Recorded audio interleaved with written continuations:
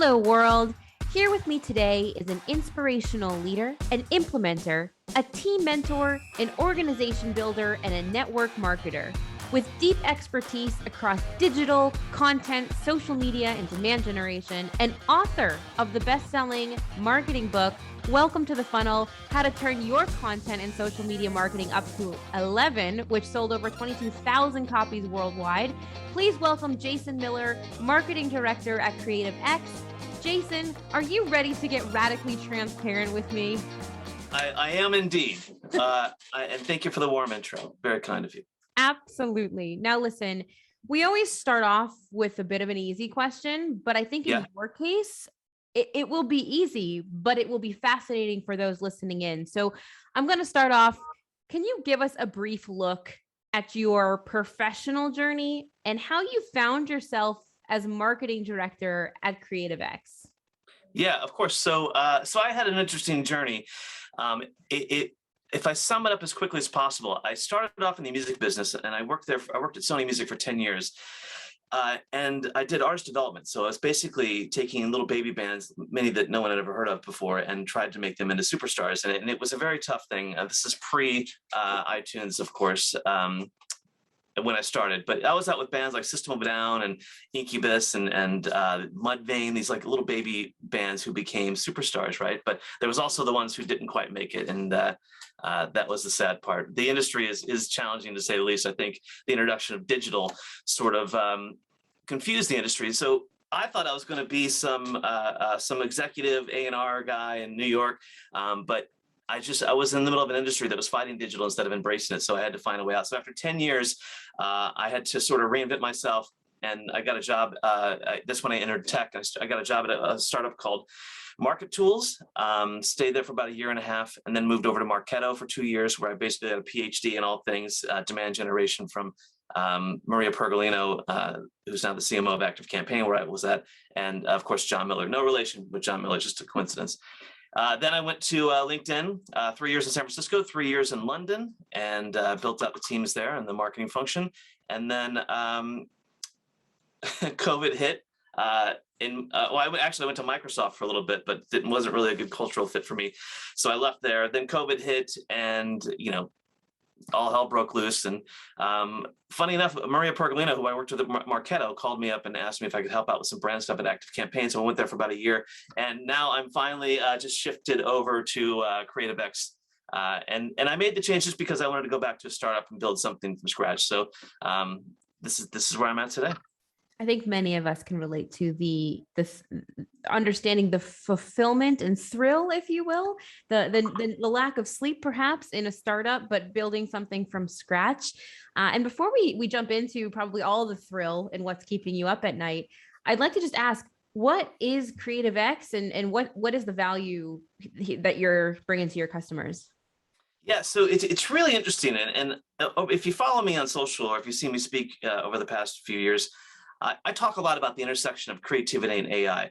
And so what CreativeX does is they help the world's leading brands understand and enhance the impact of their creative through AI. And this technology, this platform tracks thousands of creative elements within a creative asset. So image, video, audio, GIF against the organization's marketing goals. So basically, we give you the data to measure the impact of your creative, right? And creative in our research outperforms all other strategic tactical levers in delivering brand value. So for the first time ever, you can get a score on how your creative is impact, or the impact of your creative, and you can improve that score. And once you do that, you get to a level which we call creative excellence, which I think is this new trend in making your creative work harder for you in a world where privacy and cookies are sort of going away. Well, that sounds fantastic. So anyone who's looking for more information on creative, I highly recommend, either being in touch with Jason here or heading over to their LinkedIn page to check them out a little bit deeper, or their website. But I want to shift the conversation from CreativeX, and I want to dive deep into a topic that I know there's no shortage of things keeping any marketer up at night professionally recently. But specifically for you, Jason, at the forefront, I would say, of a lot of digital creation, if you will. What is keeping you up at night professionally? What keeps me up at night, and I'm worried about marketers, celebrating mediocrity, right? So pushing content out just to get it out the door, checking boxes. I'm worried about marketers who say they want to tell better stories, but are afraid to do something bold or be a little bit divisive or say something edgy. I'm afraid of scrolling through my LinkedIn feed and being underwhelmed. So I think there's something to be said around, I mean, I've been on both sides. I've been on demand gen, I've been on brand building, brand side, I've been on content, social, PR. I've sort of done a little bit of everything. And it keeps me up at night that I think we're moving too fast. And we still haven't figured out how difficult it is to tell a story. And I think many times we just sort of push things out that aren't ready to go or just aren't the best asset. And the bottom line is, especially when I go back to a startup space, like every single touch point when you're building a brand, it could be that entry point to a customer, to a journey, to a bigger deal, to a future customer. So every single touch point matters. And I think that's what keeps me up at night is, are we doing as good as we can as marketers? Are we doing as well as we should be doing? And when we're talking about marketing and pushing out content. All right. So Jason, what you're essentially saying, right, is you're being kept up from the onslaught, if you will, of mediocre content and kind of marketing sitting around waiting for the next big thing. We have these hopes and dreams to be writing engaging content, but maybe caught in the day-to-day or whatever challenges in terms of not necessarily getting the creative side right away, or kind of the more tactical of marketing, if you will, to be able to get and really create that enticing content. Did I hear that right? Yeah, I mean, at its core, if you would have asked me 10 years ago, brand building versus lead gen, I would have said lead gen all day long. If you ask me today, I will say you have to find a balance, right? You have to drive leads, but you have to lead with creativity. It's the one thing that is going to help us, in terms of delivering more value as a marketer is being more creative. And when did we forget, we signed up as marketers to leverage, to be creative, to have fun. And it seems like we've sort of lost that spirit recently. And I'd like to see us get back to that. So focusing more on creativity, but also measuring the impact of what you're doing. So finding that balance between lead gen and creativity, but also, not checking boxes and not being okay with just having something mediocre. I think that's my point. I think it makes a lot of sense. And I won't show you my to-do list right now, which actually starts with a box to check. So maybe I need to even rethink how I'm writing out my to-do list. So with that, I want to put away our kind of checkbox conversation for a moment. And I want to shift over to your time at LinkedIn, because I feel a lot of us, who have had the privilege to see you speak, we've seen you at Marketo roadshows, if you will. And you've done some pretty incredible things over at LinkedIn before even LinkedIn was a thing. You built the team that drove record-breaking campaign and pipeline numbers across the organization. And this was just jaws were dropping. You started LinkedIn's first ever podcast, right? Which at that time, I mean, you can talk a little bit maybe about what was podcasting back in the day, if you will. And your approach has been adopted across so many business lines, both at LinkedIn and once people started learning outside of LinkedIn. And you even won the award, the LinkedIn Transformation Award. Can you get a little radically transparent about your time at LinkedIn and really what drove you, or what was kind of an enabler to get you to that level of success? So you packed a lot in there. So thank you for the kind words there. But what worked for me, what always works for me, is that sort of I come from the music business, right? So I bring this B2C mindset to a very boring, seemingly boring B2B space. Now, my job at Marketo was to talk about marketing automation. Now, that's not the sexiest thing in the world to talk about, but we found ways to make it fun. We found ways to own conversations and really be helpful and bring in sort of the influencers and everything. So everything that I learned at Marketo, I just brought over to LinkedIn, but I put my own spin on it, right? So big rock content. What was our big rock? What was that stake in the ground piece of content? But we were the underdog. We were the underdog to Facebook and Twitter and Google, and nobody cared about LinkedIn. There was always a joke around Halloween. When I first started at LinkedIn, it was, oh, do you want to see a real graveyard this Halloween? Go look at your LinkedIn feed, because there was just nobody was posting anything. Like Google Plus had more engagement, right? And so we had a job of literally starting from nothing and having to build this audience. And the way we did that was, I was looking for very specific team members. I needed someone with a journalistic mindset. So we brought over Sean Callahan. He joined us with an acquisition. He's still there, by the way. But we were doing things. There was no rule book, right? So we had to break through in any way we possibly could. And so that didn't mean, clamping down on brand guidelines and building a brand before we had a brand. Like LinkedIn was known as a HR platform for getting a job. It was not known for marketing. We had to build the story. But LinkedIn, being radically transparent, LinkedIn with its millions of followers wouldn't help us. I'm not saying they wouldn't help us, but they wouldn't share our content, right? So we had to build everything, scratch and claw for every single follower, for every blog subscriber. But we did things differently. We created things that didn't necessarily look like they came from LinkedIn, so it would break through the feed, and we let the logo carry the brand. Right? It was incredibly competitive. It was it was brutally competitive in this space, trying to break through. And once we started to get some traction. Oh, by the way, we didn't have a huge budget either, so it was always brains over budget. How do we with the podcast? Like, we didn't have budget to start a podcast, so I figured out how to do it on my own. I spent hours and hours and hours trying to figure out the setup, to line up the guests, and the first few episodes were terrible. But once we got some traction, it took off. It became, a really good lever for us to tell our story in our own unique way. And the last thing I'll say about this, because I could go on for hours, but there's an old punk rock quote that I live and die by as a marketer. And again, no one cared about LinkedIn marketing solutions when I first started. We just couldn't get any traction. But in Jello Biafra from the Dead Kennedys, one of my favorite punk bands from LA, famously said, "Don't hate the media, become the media." And so I know this is like maybe a tired conversation in content marketing, but it still works to this day. We built our own media machine through the blog, through social. And when we first started with the blog, we had 12 subscribers to it. Woo. 12 subscribers, and 9 of those were internal.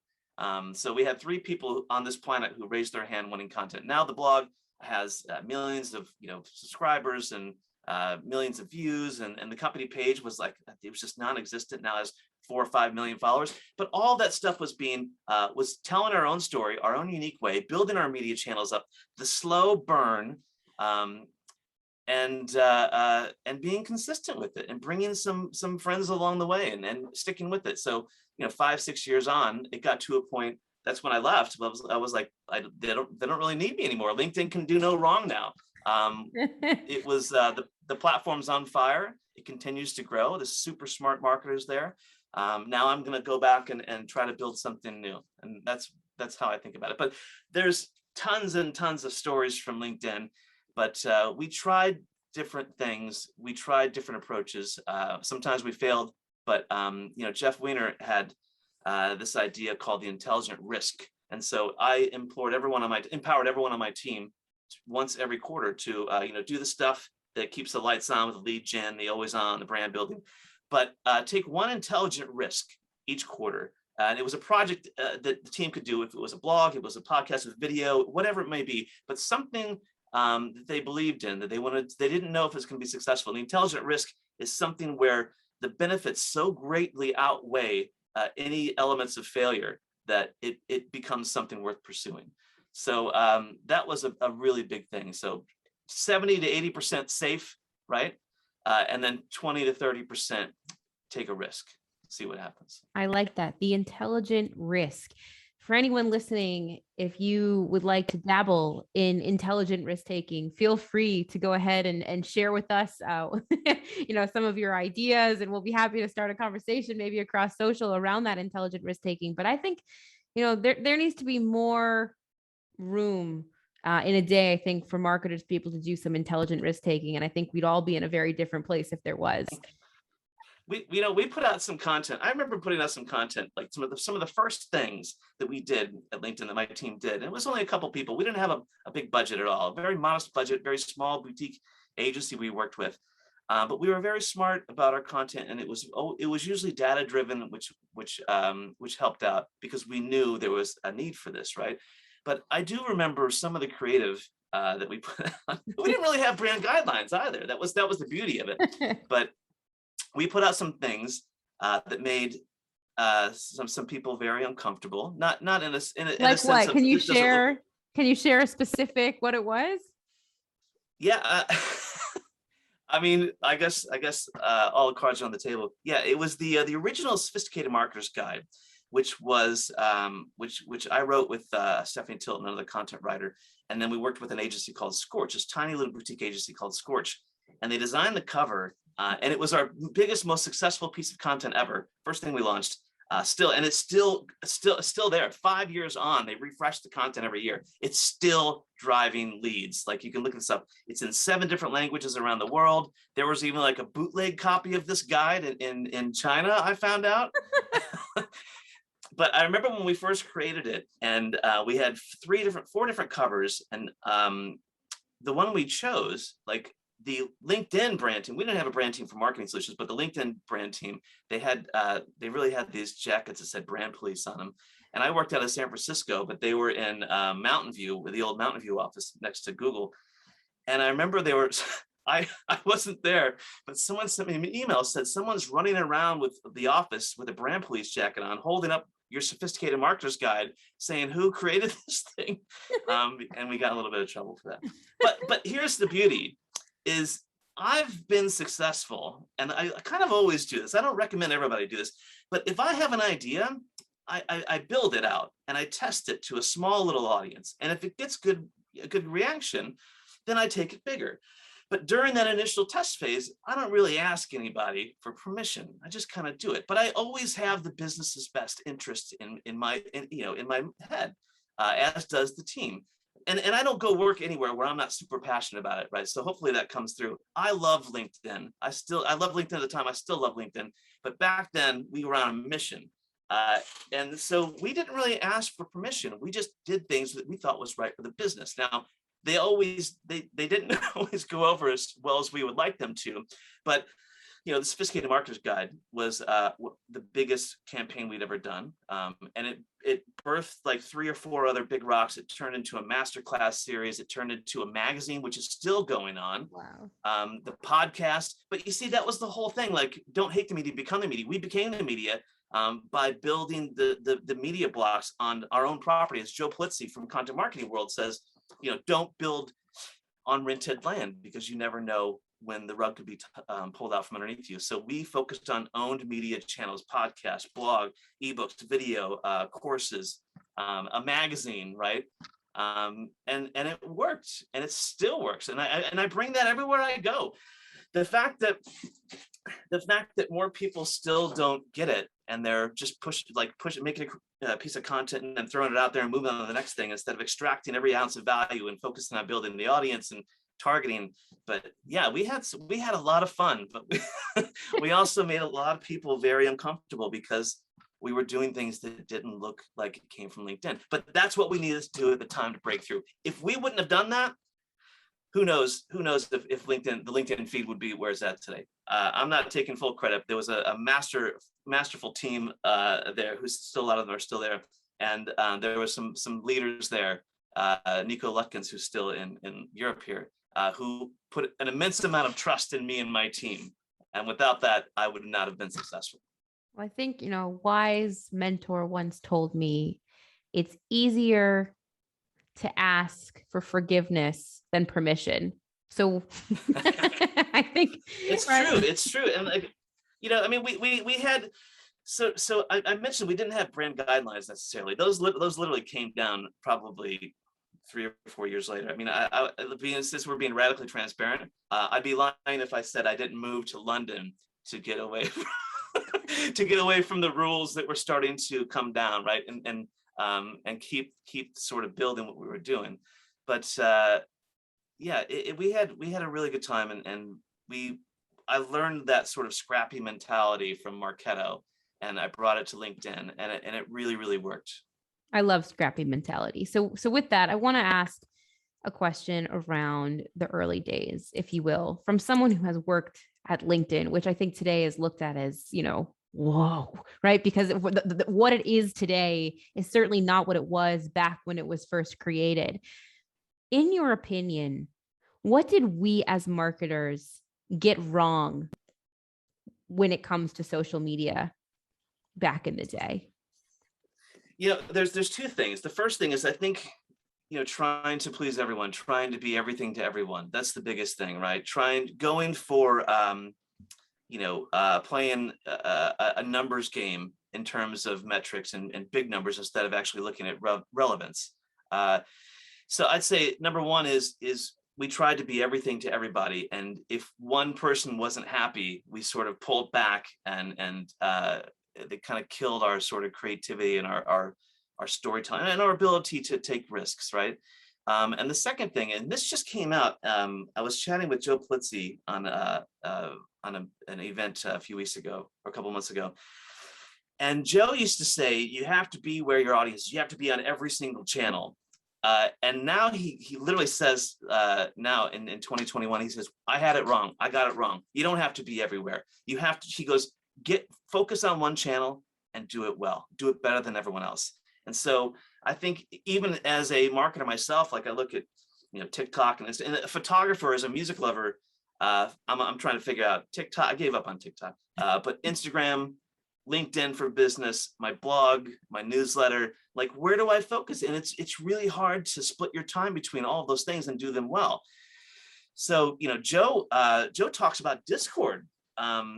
He focuses all of his efforts on Discord, and he doesn't even worry about LinkedIn or Instagram. So I thought that's really interesting, like building that community through there. So I would say the two things we got wrong, trying to be everything to everyone instead of, maybe even going exclusive, right? With your content and making that sort of, feel more like something really special, right? So trying to be everything to everyone, and then trying to be everywhere at the same time. It's impossible. And a lot of you see a lot of brands. I think if you look at Gong.io, master strategy, master class in building a LinkedIn company page. They are doing so much cool stuff. The executives are posting. You have employee advocacy, plus you have the home base of the mothership of the company page, and it's fun to watch them. They look like they're having fun. Probably the best marketing I've seen over the past couple of years from Gong. Yeah, we'd have to agree. We constantly have our eyes on Gong, and I think what's interesting to point out is that so Gong found, and this kind of goes back to what you were saying earlier, right? You can't be everything to everyone, but Gong has found something that works for them, and it's unique to them. And essentially, in a world of social media where there really is no playbook, if you will, right? It truly is an art form in its own right. If we were to take the way Gong does social and try it with perhaps our audience, and maybe I'll get a little radically transparent, we've tried here and there, right? It didn't necessarily resonate. And I think that's where social personally becomes very interesting for every brand, is because what works well for maybe your competitor or for someone else, when you try to replicate that, if it's not authentic to who you are as a brand or you are as an individual, it doesn't work. So I always just find that a little bit interesting. So, shout out to Gong, really nailing it. And good luck to the rest of us try to find where we fit and make it real and authentic. Would you agree with that? That it's really an art, like social media is it's an art form.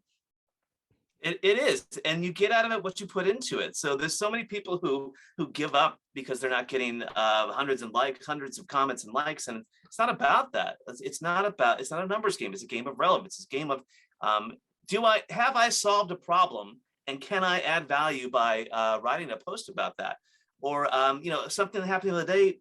I was my wife works in tech as well, and obviously we're working from home. She was on a call talking about one thing or another, and she said something that really stood out to me. She said, your success at this company will be dependent upon your soft skills, not your hard skills. There's a lot of smart people here, and literally a day later, I heard it from the CEO of CreativeX, Anastasia. She said, your success will be determined by your soft skills. And I thought, everyone wants to be the smartest person in the room and say, oh, I'm an expert in this and this. None of that matters. There's lots of people who have that knowledge, lots of super smart people. And I literally just put this post on LinkedIn and it blew up. I just said, I've heard this from two leaders that I respect very well, that your success will be determined by your soft skills moving forward.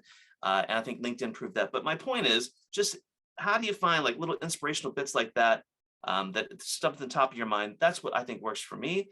Or if I solve a problem and I write about it, or I ask an expert and I get some advice and I write about it, that's how I built everything. That's how I got to where I'm at today.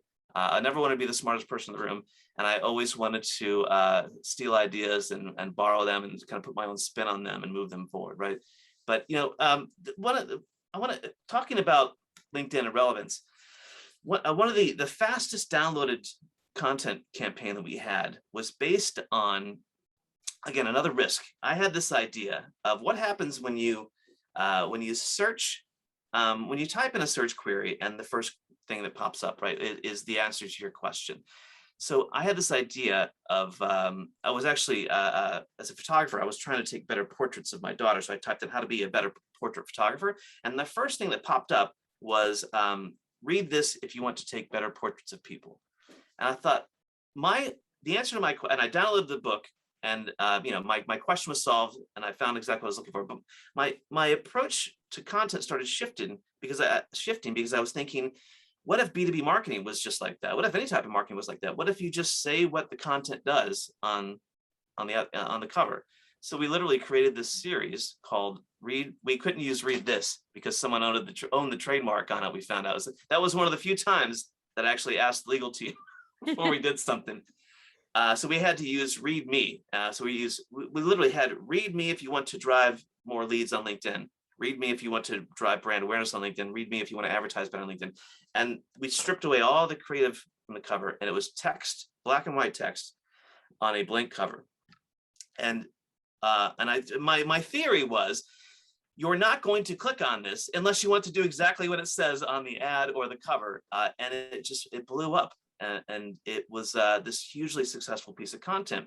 And being the sort of the creative lead and the big idea person that I think I am sometimes, we focused on the creativity on the inside of the ebook and the series and the videos instead of on the outside. So let the cover and the ads literally tell you exactly what it is, and then bring the creativity to the inside of the book. And what's funny, I hired Brian Cannon, who is Oasis. He's the guy who designed the Oasis logo and did a lot of photo. He did the first 3 album covers. He did The Verve, Suede, pretty much anything that came out of the 90s Britpop style. This guy did it. And so I thought, there's a unique approach. I met him at a concert, and we brought him in, and he designed the whole campaign from start to finish. And we did original photography. We actually lifted original photos from the first Oasis shoot and used them to tell the story of a marketer's journey on LinkedIn to drive more leads. So it was a lot of fun, and it wasn't a lot of money. I mean, Brian did amazing work, and the team had a lot of fun. And again, it was our fastest downloaded content piece ever, and it didn't look like it came from LinkedIn. And I think that was the last project we had where it was that intelligent risk. After that, it was sort of, all right, like now we're getting to a point where everything can look and feel the same, and that's when they started building the brand. That's amazing. I love that, and I think it's an interesting story. I recently saw the film Tick, Tick, Boom, which what you were just describing. I don't know if you've seen it yet, the story of Jonathan Larson, who was the original creator of Rent, but it kind of dives into kind of this world of the artist and then kind of how artists see the world. And there's a piece in the film where, Jonathan Larson, or the character John, if you will, is challenged with, hey, do you come and join corporate to be creative at corporate? There's this whole scene around kind of an artist and, their mindset. And when you bring an artist into corporate or into a brand, how they can create. And what I love about what you just said is you kind of took that, but you allowed that artist to kind of to run with it, right? Without putting the constraints yet on the brand. I think it's interesting. I would say every agency that I've had really great success with, I remember the first question being, "Have you worked with a B2B brand before?" And they said no. And that to me And says, "Come on board." You know why? Because there is no playbook here. Let's see what happens. And we generally we create something incredibly unique, and it actually, if we can tie it back to a business value, it's a home run. I love it. So listen, we're coming down to time. I want to stay real, to our 30-minute segment, but I have one last question for you. And that question may be a familiar one to you, but I really want to ask, what's one thing you can tell us about yourself that's not on your LinkedIn profile? That's a great question. I love that question. And do you know where that question came from? Well, I know where it came from. So I know it came from me being asked that once, I think at a company I worked for, and then I kind of just incorporated it into the show. But I feel like you're about to tell me something I might not know. Well, when I started at LinkedIn, Jeff Weiner was still hosting the all hands, right? And so he would pick some of the new hires to come up on stage, and he would ask them, tell us something that's not on your LinkedIn profile. Really great icebreaker. It's a sort of a pivot on the question of tell me a fun fact about yourself. But having Jeff ask you is intimidating enough, right? So he would give you time to sort of prep. But yeah, so Jeff used to ask that question to all the new hires at LinkedIn, and we had a lot of fun with that. But and it's sort of, I think it kind of took on a life of its own because we used to use that in our content. I think my wife was using it for some offsite icebreakers, whatever. So I think it's a fantastic question. And if no one's really ever asked me that before. Something that's not on my LinkedIn profile, and I'm very transparent with everything I do. But I was in a hair metal band in the early 90s. When I was 17 years old, I played bass Forgive my guitar. ignorance. A hair metal. What is hair metal? Oh, hair metal. So I'm trying to grow my hair out again. I'm sort of in I feel like I'm sort of in my Jim Morrison, LA Woman sort of creative mode right now. Hair metal is like Poison, Warrant, Skid Row, big hairspray, Okay. super long hair. So I had really long hair, and I was 17 years old, and the band was called Silent Cry.